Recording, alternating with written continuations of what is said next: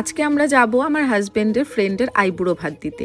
তো সেই জন্য ভাবলাম সকালে আর তেমন কিছু ব্রেকফাস্ট করব না, এমন একটা খাবার বানাবো যেটা দুপুরের আর সকালের মিলিয়ে ব্রাঞ্চ হয়ে যাবে আর পেটটাও ভরা থাকবে অনেকক্ষণ। তো যেতে যেতে তো সেই 3টে বেজেই যাবে।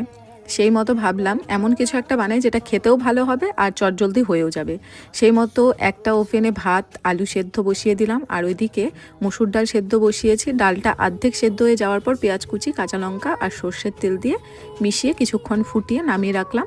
আর এদিকে ডিমটা তো সেদ্ধ হতে বেশি সময় লাগেনি। ডিম সেদ্ধ হয়ে যাওয়ার পর খোসা ছাড়িয়ে রেখে ভাত হয়ে যাওয়ার পর আলুগুলো বের করে দুটো শুকনো লঙ্কা ভেজে নিয়ে তার মধ্যে পেঁয়াজ কুচি, কাঁচা লঙ্কা কুচি আর আলুগুলোকে খুব ভালোভাবে হাত দিয়ে চটকে মেখে নিয়েছি।